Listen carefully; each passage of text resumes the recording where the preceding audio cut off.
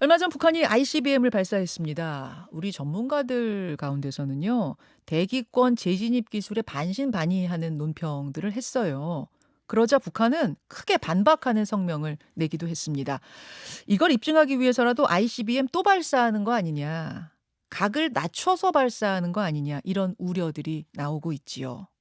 이런 가운데 김정은 위원장의 딸 김주애가 어제도 공식석상의 모습을 드러낸 모습이 보도가 됐습니다. 이번에는 건설 착공식 현장에 아버지와 함께 나타난 건데 벌써 7번째 등장입니다. 후계 자설이 계속 나오는데 아랑곳하지 않고 지금 계속 등판한다. 이건 어떤 의미일까요?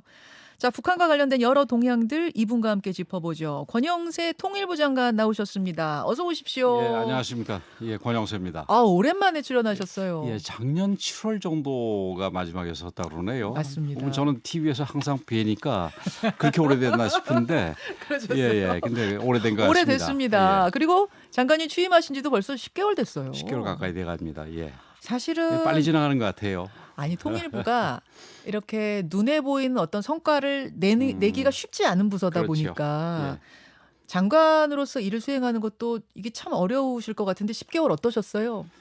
뭐 지금 말씀하셨듯이 눈에 이렇게 띄게 나오는 성과라든가 이런 거는 잘 보이지는 않았지만 나름대로 바쁘게 지냈습니다. 음, 눈에 띄는 성과 같은 경우는 아무래도 남북 간에 뭐 대화가 진행되고 그래야지 이제 통일부가 전면에 나서서 대화를 하게 되니까 그렇죠. 잘 보일 텐데 네. 이제 그런 부분은 없었지만 사실은 정권 초기에 통일부는 뭐 다른 부처도 마찬가지지만 항상 바쁩니다. 특히 음, 통일부 같은 경우는 굉장히 이념적으로 차지된 그 이슈를 다루는 데니까 예. 그 첫 저기 이 통일부 장관으로서는 이 정부의 이제 새로운 정책 방향을 정하는 아주 굉장히 중요한 임무가 있습니다. 이제 음, 그 과정에서 특히 제가 관심을 둔 부분은 이 정부의 뭐 이 기조라든가 이런 거에는 잘 맞되 음흠. 그게 정권 교체로 인한 혼란은 최소화하는 게 필요하다 아, 이런 생각을 했습니다. 그래서 기본적으로는 이어달리기라고 제가 그 규정을 했고 이어달리기다. 예예. 그 지금 전면 뭐 소위 ABM 뭐 이런 거 있지 않습니까? 음, Anything but 문재인 뭐 이런 얘기들도 있습니다만 예. 그거보다는 기본적으로는 과거 정부의 업적은 승계를 하는 게 맞다. 그러나 음, 과거 정부에서 잘못된 부분들은 분명히 고치고 가야 된다. 음, 그래서 예를 들어서 강제 북송 사건이라든지 음, 서해 공무원 피격 사건이라든지 음, 이런 부분들에 대해서는 저희가 적극적으로 소리를 냈고 또 북한 인권 문제에 대해서는 지난 정부에서 좀 소홀히 한 부분 아니겠습니까? 음. 그래서 그런 부분에 대해서도 저희들이 목소리를 내야 된다라는 얘기를 하고 있습니다. 그래서 그런 어떤 기조에 관한 예. 부분들을 만드는데도 굉장히 좀 바빴던 것 같습니다. 예. 맞아요. 그러니까 뭐 떠올려 보면 DJ의 햇볕 정책, 예. 또 박근혜 정권 생각해 보면 통일은 대박이다, 통일 예, 대박론, 뭐 이런 예. 것들이 예, 있잖아요. 예. 그 정권 하면 떠오르는 통일론. 그렇죠. 잠시 후에 윤석열 표 예. 통일론은 뭔가 제가 질문 드리도록 하고 예. 우선 관심이 높은 이슈부터 좀 가볼게요. 김주애와 관련된 겁니다. 예. 어제도 북한이 김정은 위원장 딸 김주애가 어떤 건설 착공식 현장에서 삽질하는 예, 예. 모습을 예. 공개를 했어요. 벌써 7번째 공식석상 등장. 북한의 후계 구도라는 게 우리한테 미치는 영향도 워낙 크니까 아마 그렇죠. 통일부도 관심 있게 보고 계실 텐데요. 후계자로 봐야 됩니까, 김주애? 그 결론적으로 말씀을 드려서 아직 후계자로 보는 거는 조금 이르다 이렇게 말씀을 드릴 수가 있겠습니다. 우선 그 지금 말씀하셨듯이 예. 7번이나 이렇게 이 짧은 시간 내에 등장을 하고 음, 그 처음에는 주로 이제 미사일 발사라든지 현장이라든지 미사일 공장이라든지 뭐 열병식이라든지 이런 군 관련 부분에서 나왔는데 예. 그것도 사실은 좀 정상적이지 않은 부분이죠. 그 딸을 이례적이죠. 거기에 대동하는 아주 거는. 이례적이죠. 예.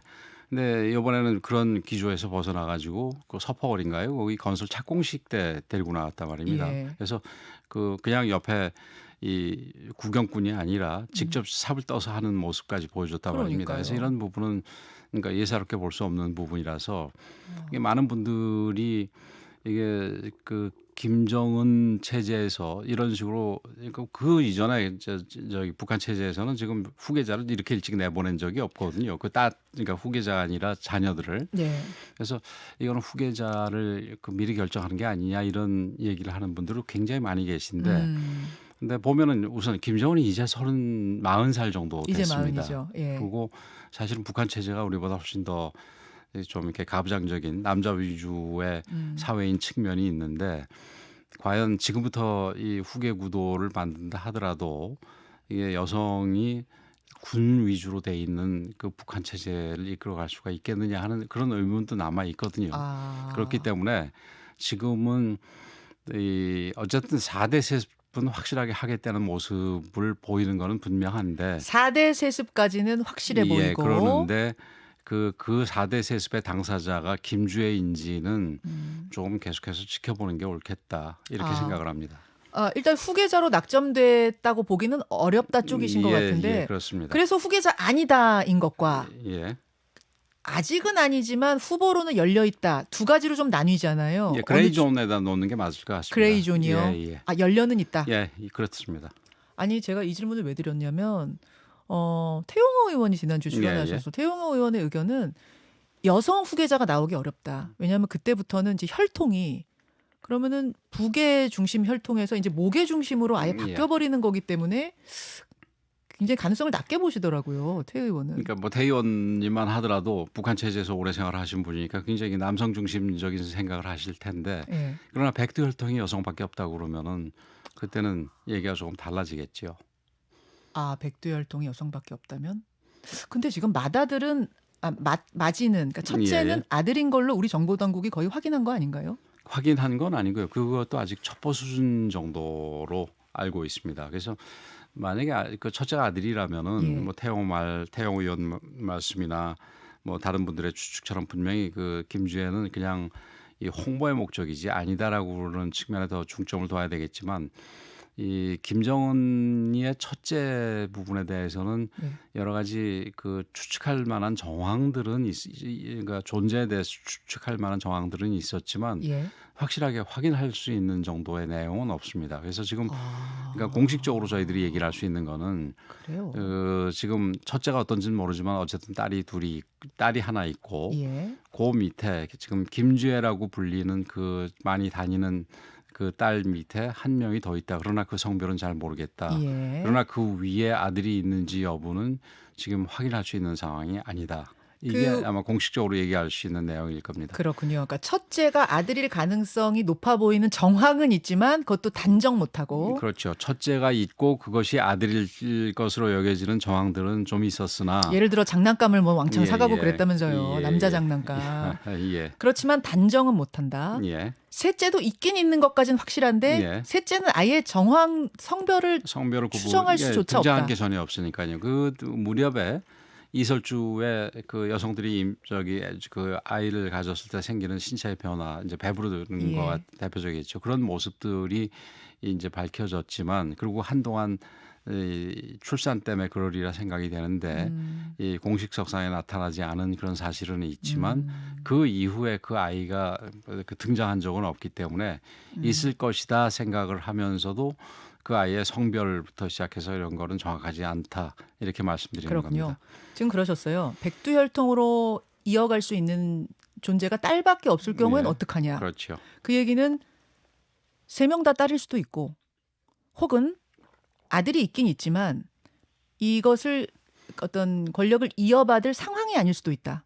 그리고 혹은 아들이 없고 딸만 둘일 수도 있다. 수도 있고. 예, 뭐 여러 가지 경우의 수가 예. 있겠죠. 그래서 저희들 입장에서는 후계와 관련해서 지금 당장 어떤 정책에 그 대단한 의미를 주는 예. 변화가 있을 것은 아니지만, 그렇더라도 앞으로 말씀하셨듯이 후계가 의미가 상당한 만큼 상당하죠. 그 저희들이 계속해서 워치를 할 필요가 있다 예. 이렇게 생각을 합니다. 그 이제 아들이 있지만 후계를 이어갈 수 없는 상황 아니냐라는 이야기는 이제 왜 나오냐면 정보 당국에서 이야기한 겁니다. 체격이 왜소하다는 이런 설도 있다. 그러니까 건강 이상절도 네, 네. 있고 뭐 설은 있다. 음, 뭐 확인이 최종된 건 아닙니다만. 예, 뭐 확인되지는 않은 걸로 제가 알고 알겠습니다. 있습니다. 권영세 통일부 장관 예, 만나고 있습니다. 지난 18일 북한이 대륙간 탄도미사일 ICBM 화성 15형 발사했습니다. 왜 이러는 거냐? 늘 그렇듯 한미 연합훈련 앞두고 이제 항의성 도발 정도로 그냥 봐야 되는 거냐?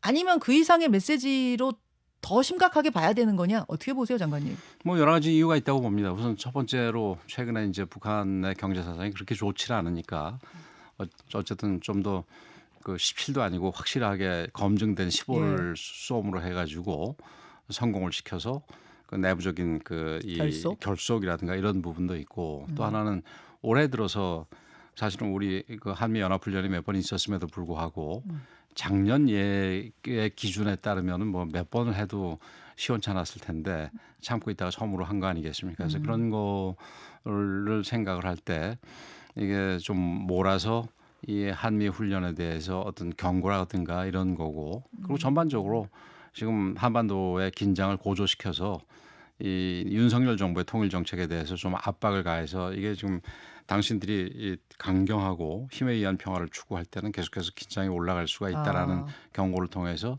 또 우리 여론에 영향을 줘서 예. 우리 정부의 통일 정책을 혹은 대북 정책을 바꾸게 하려는 뭐 다양한 포석을 가지고 그 의도를 가지고 한 포석이다 이렇게 생각을 합니다. 다양한 의도를 예, 가지고. 그렇죠. 예. 사실은 ICBM 기술의 핵심은 대기권을 나가는 기술이 아니라 다시 들어오는 그렇죠. 기술이잖아요. 대기권으로 재진입해서 원래 목표물을 정확하게 맞추느냐 안 맞추느냐 이게 제일 어려운 거라고 해요. 근데 우리 전문가들이 좀 반신반의하더라고요. 예, 어떻게 뭐 보세요? 그 이례적으로 이번에 이제 이번에 화성 15형 발사가 이루어진 뒤에 그 외국의 전문가들이 우리나라 전문가를 포함해서 예. 재진입 기술이 확인된 건 아니다라고 얘기를 하니까 또 거기에 대한 비판을 했단 말입니다. 곧 보면 알게 될 것이다. 이런 입장문 나왔습니다. 그래서 정상각 발사 뭐 잘 아시겠습니다만 뭐 그냥 상식으로 고각 발사하게 될 경우 대기권을 진입하는 순간이 굉장히 짧고 예. 길이도 짧고 시간도 짧을 거 아니겠습니까? 그렇죠. 그래서 그 당시에 생기는 엄청난 열이라든지 이런 스트레스를 그 견뎌야 될 게 짧은 데 비해서 정상 발사하게 될 경우는 굉장히 많아서 그래서 그러니까 이 정상 발사 시의 재진입 기술이 상당한 정도 수준의 기술이라고 그럽니다. 예. 근데 그 부분에 대해서는 지금 이번에 발사된 발사체에 이 대기권에 들어오는 모습을 보더라도 좀 아니지 않나 이런 얘기가 조금 무세한 것 같습니다.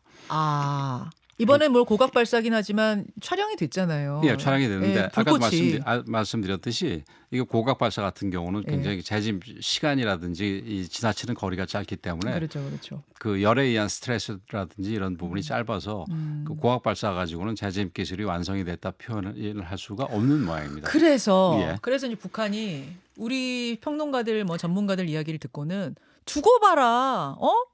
뭐 우리가 무시하지 말아라. 우리 재진입 기술 있다라는 취지의 입장문을 냈어요. 예. 혹시 보란 듯이 정말 정상 각도로 혹은 각을 확 낮추어서 재발사하는 건 아니냐? 어떻게 보세요? 뭐 가능할 수 있다고 봅니다. 그 앞으로 이제 남북 관계라든지 그 미국과 북한 간의 관계가 진행되는 정도에 따라서 그리고 내부적으로 예. 자기네들이 필요에 의한다면은 그 이제 정상 각도 발사를 통해서 예. 한번 한편으로는 자기네들이 한번 실험도 해보고 또 한편으로는 자기네들이 또 이 바깥 세계에다가 좀 이렇게 자랑도 해보거나 자랑이라기도 위협이겠죠. 예. 위협도 하는 그런 일이 얼마든지 있을 수 있다고 생각을 합니다. 아니 정상 각도 발사면은 미국 본토까지 가는 게 정상 각도 발사 아니에요? 네, 지금 우리 무슨 비행장이라든지 주요 시설에 대해서 발사를 할 때 같은 킬로미터 예를 들어서 뭐 어떤 청주 비행장까지가 300 몇십 킬로다 네. 그러면은 300 몇십 킬로를 약간 방향을 콤파스로 틀어서. 돌려가지고 이 동해 쪽에다 떨어뜨리는 게 있지 않습니까? 그렇죠. 그래서 그런 식으로 14,000킬로를 날아서 혹은 11,000킬로를 날아서 어디 태평양 어디에다 떨어뜨리는 방향으로 그런 식으로 하겠지요. 세상에 그렇다고 하더라도 그때는 미국이 가만히 있지 않을 텐데요. 그래서 미국도 굉장히 그거는 이 존재론적인 위협이라고 생각할 가능성이 큽니다. 그건 거의 예, 뭐 그리고 전쟁하자는 거 아닙니까? 그 그렇죠. 정도 되면? 그런데다가 그렇게 될 경우에는 지난번에도 한 번 있었습니다만은 일본 열도를 통과하는 경우가 있을 예. 수가 있으니까 일본도 아마 가만히 있지 않을 겁니다. 그래서 그런 부분들은 아마 한반도의 긴장 상태를 현재보다도 더 훨씬 높이는 그런 계기가 될 거라고 생각을 합니다. 그런데 그걸 할 할 가능성도 가능성도 있다고 봐야 됩니다. 지금 북한과 관련해서는 모든 어, 가능성을 열어두고 생각하는 그래요. 거가 거기에서 그 여러 가지 가능성에 대해서 대비하는 게 절대적으로 필요하다고 생각합니다. 근데 지난해 한 해 동안 계속 할 거다 했던 7차 핵실험은 안 했거든요. 예, 그렇습니다. 이건 어떻게 보십니까? 그래서 7차 핵실험은 미사일 발사하고 또 달라가지고 그건 중국도 이해관계가 좀 부정적으로 더 부정적으로 있다고 생각을 합니다. 아, 그래서 저는 뭐 중국의 영향이 좀 있지 않겠나 이렇게 생각이 중국이 되는데 막았다. 예, 근데 얼마 전에 그 폼페이오 음, 회고록에서도 나왔듯이 예. 중국에 대해서 의식은 하면서도 또 중국에 대해서 전적으로 의존하지는 않습니다. 음, 그래서 자기네들이 필요하다고 생각을 한다면은 음. 그 중국의 만류에도 불구하고 할 수도 있을 것이다. 이렇게 생각을 합니다. 지금 정상각도로 ICM 발사도 가능성 있고 7차 핵실험도 올해 다시 시도할 가능성 있다. 두 예, 가지 다 저희들은 그렇게 보고 있습니다. 지금 뭐 갱도 풍계리 예. 갱도를 3번 갱도, 4번 갱도에 대해서 끊임없이 잘 준비된 상태로 유지를 하고 있고 또 그런 거로 볼 아, 때는 거기가 뭐 안 할 거를 그렇게 하지는 않지 않겠습니까? 그래서 그래요. 일단 뭐 한편으로 뭐 어, 위성으로 한번 봐라. 그럼 우리가 이런 거 준비하고 있는 거 보일 테니까 예, 그걸 예. 위협으로 느껴라 보란 하는 듯이. 어떤 쇼업이 될 수도 있겠지만 그거보다는 실제 할 가능성도 있다고 생각하고 대비하는 편이 음. 훨씬 더 필요할 거라고 생각을 합니다. 시기를 언제쯤으로 보세요? 그는 뭐 이 시기를 정확하게 찝는 거는 사실은 예. 점쟁이의 영역이지 저희들의 영역은 아니라고 봅니다. 아, 근데 예. 이제 저희들이 그 임박해서는 파악할 수 있는 게 음, 거기에 이제 갑자기 활동들이 많아지고 또 심지어는 갱도를 메우기 시작한다. 음. 그러면은 이거는 이제 예. 임박했다고 볼 수가 예, 있겠죠. 예. 근데 아직 알겠습니다. 그런 정황들은 보이지는 않고 있습니다. 우리 내부 일부에서 제기되는 핵무장론. 예, 예. 여기에 대해서 장관님 입장은 뭐 어떻습니까? 저는 그 부분에 대해서는 이미 국회에서도 좀 밝힌 바가 있었는데요. 우리가 무역 국가로서 우리가 핵무장을 했을 때 NPT와 관련해서 여러 가지 보복을 당할 수도 있고 음, 그런 면에서 그렇게 바람직하지는 않다고 생각이 됩니다. 그런 면에서 그 지금 대통령께서도 사실은 그 방향으로 여러 차례 말씀을 하셨는데 음. 미국과의 그 확장 억제 예. 내지는 핵 우산 내지는 핵 공조를 더 튼튼하게 하는 것이 필요하지. 우리가 직접 핵을 만들거나 예. 그다음에 미국의 핵을 우리 한반도 내로 옮겨오는 거는 그거는 지금 생각할 문제는 아니라고 봅니다. 그렇게 뭐 예, 확실하게 그 예, 부분을 예, 보시는군요. 알겠습니다. 이제 그 아까 제가 말씀드렸던 윤석열표 통일론, 예, 통일 예, 정책이 궁금해요. 예, 뭐 통일은 대박이다. 이제 박근혜 정권을 대변했던 또 DJ의 햇볕 정책 예, 예. 이런 것들이 굵직굵직하게 떠오르는데 윤석열 정부의 대북론은 어떤 겁니까? 윤석열 정부의 대북 정책은 지금 뭐 담대한 구상, 음, 그 여러 차례 지난 이제 작년 대통령 취임사에서는 담대한 계획이라고 얘기를 하시고 이제 표현이 됐고 8.15 경축사에서 담대한 구상이라고 얘기하시면서 그 일단을 보여주신 적이 있었는데 뭐 이 부분 오히려 이런 부분이 더 많이 알려져 있던데 소위 3D, 3D 예. 그래서 디터런스 억제와 그다음에 디스웨이전 단념과 그다음에 그래서 결국은 다이얼로그를 통해서 그 이 핵 문제를 해결한다 이런 부분들 3D가 많이 음, 알려져 있는데 3D는 결국 담대한 구상을 실현하기 위해서 북한을 이 다이얼로그의 대화장으로 끌고 나오는 거고요. 실제 그 담대한 구상의 내용은 북한이 비핵화에 대해서 그 응했을 때 예. 거기에 대해서 뭐 초기부터 식량 자원 교환 프로그램 우리의 북한의 그 자원과 우리의 식량을 교환해주고 그다음에 북한의 보건 의료 부분이 굉장히 취약하니까 음, 보건 의료 인프라를 지원을 해주고 또 그다음에 북한이 앞으로 개방을 해서 발전해 나가기 위하려면은 항만이라든지 공항이라든지 이런 인프라가 지금 절대적으로 필요합니다. 예, 그래서 예. 이런 부분들에 대해서 도와주는 부분들, 이런 부분들을 내포하는 담당 구상이 있는데 지금도 현재 뭐 여러 가지를 좀 구체화시키고 있고 특히 그 중에서 여태까지 대북 정책과 비핵화 정책과는 조금 다른 부분이 이 비핵화의 대가라 그럴까요? 그건 예. 좀 이상하지만 비핵화해주는 보상으로 예. 이 정치 군사적인 우려까지 우리가 배려하겠다. 생각하겠다. 이런 그게 신통일 미래구상에 들어가는 내용인가요? 신통일 미래구상은 이제 이건 비핵화에 관한 부분이고 예. 그다음에 이제 이 비핵화를 넘어서 음. 사실은 비핵화가 완성이 아니라 앞으로 통일을 해야 될 거 아니겠습니까? 그렇죠. 그래서 통일하기 위해서는 통일 정책이 윤석열 표로서도 필요하다. 이런 이 생각을 하고 어. 지금 미래기획위원회를 통일부에 구성을 하고 있습니다. 예. 최근에 이제 앞으로 발표가 될 텐데 그 통일미래기획위원회를 통해서 그리고 통일부 자체 내에서도 같이 협업을 해서 이 통일 정책, 그러니까 비핵화 정책이 아니라 통일 정책을 좀 만들어내갈 생각입니다. 근데 아직은 뭐 그 구체적으로 저희들이 보여드릴 단계는 아니고 지금 이제 저희들 내부적으로 고민한 부분하고 통일미래기획위원회 그 외부 전문가들이 네. 이 평생 고민해 오신 분들을 같이 접합을 시켜서 잘 알겠습니다. 만들어 나갈 생각입니다. 진짜 뭔가 대화의 물꼬가 터져야 진짜 통일 이야기도 나오고 그렇죠. 이산가족 이야기도 나오고 이게 두루두루 뭐가 될 텐데 지금 너무나 꽉 막힌 상태여서 그렇죠. 예. 이런 이야기를 꺼내는 자체가 이게 지금 가능성이 있는 이야기인가 희망사항인가 이런 생각이 들 정도여서 그래서 저도 지금 10개월을 하면서 여러 가지 예. 일을 했지만 답답한 부분인데 근데 이럴 때일수록 준비를 많이 할 필요가 있다고 생각을 합니다. 그래서 특히 인권 문제가 지금 뭐 얘기하시니까 그렇지만 인권 문제 같은 경우는 굉장히 중요합니다. 과거 이제 동서독 분단 시절에도 인권 문제가 굉장히 중요한 이슈였는데 사실 그 당시에 동독의 인권 침해 부분은 지금 북한의 인권 침해에 비하면은 그러니까 두 나라를 상대적으로 비교하면 예. 동독은 뭐 거의 인권 천국이라고 할 수 있을 정도입니다. 그래서 이런 상황에서 우리가 인권 부분에 대해서 우리가 손을 놓지 말고 눈을 떼지 말고 알겠습니다. 열심히 하고 국제사회도 좀 알리고 그럴 필요가 있다고 생각을 합니다. 자, 권영세 통일부 장관과 함께하고 있습니다. 오늘 워낙 큰 이야기를 하다 네. 보니까 시간이 얼추 다 됐는데요. 예, 예. 그래도 중진 의원이 나오셨는데 제가 정치 질문을 아주 안 할 수는 없겠어요. 지금 당에서는 전당대회가 한창 아니겠습니까? 권영세 장관 출마할 거다라는 소문이 초기에는 많았습니다. 글쎄 뭐 출마 생각을 아예 안 하셨던 거예요? 뭐 저희야 뭐 지금 이걸 하고 있으니까 예. 그리고 그 얘기가 나왔을 때 뭐 옛날 얘기니까 아직 그런 거 생각할 때가 아니었지요. 그때만 해도. 네, 예. 근데 언론이 처음에는 막 불러주시다가 나중에 또 얘기 없길래 그런가 보다 하셨어요?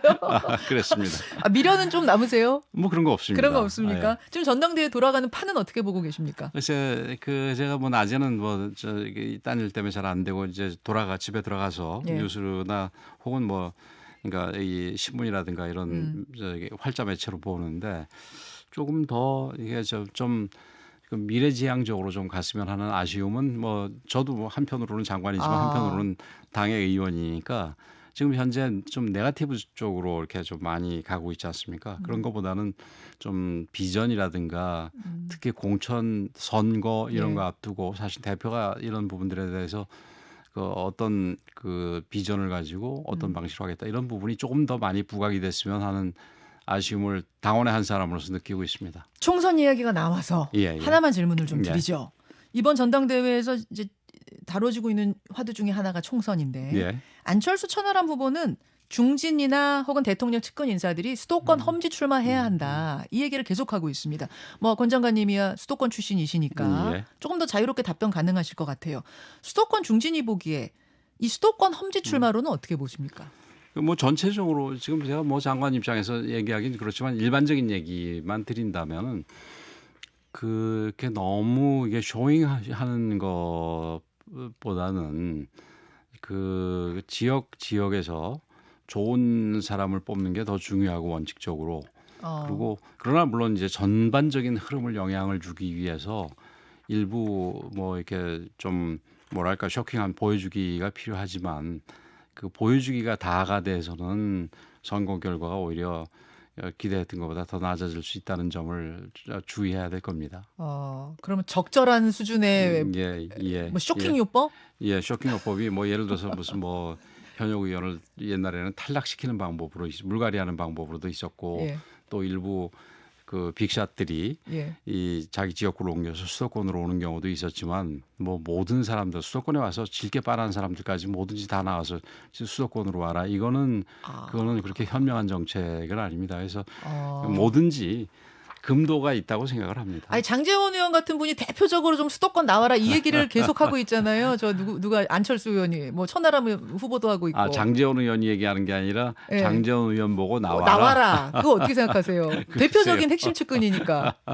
그 좀 상징적인 인물들이 나오는 건 맞는데 그 측근들이 나오는 건 맞는지 어쩐지 모르겠습니다. 그건 제가 깊이 생각을 안 해봤고 또 더군다나 그거는 어쨌든 장제원 천하람 의원이 전당대회에서 그러니까 뭐라 그럴까요? 상대 후보를 공격하는 포인트로 얘기하는 거기 때문에 거기에 대해서 제가 뭐라고 답변하는 거는 적절하지 않은 것 같습니다. 알겠습니다. 오늘 뭐 시간이 다 됐네요 벌써. 통일에 관한 이야기 또 북한 관련된 상황들 함께 들어봤습니다. 권영세 장관님 고맙습니다. 예, 이렇게 또 불러주셔서 고맙습니다. 김현정의 뉴스쇼는 시청자 여러분의 참여를 기다립니다. 구독과 좋아요, 댓글 잊지 않으셨죠? 알림 설정을 해두시면 평일 아침 7시 20분 실시간 라이브도 참여하실 수 있습니다.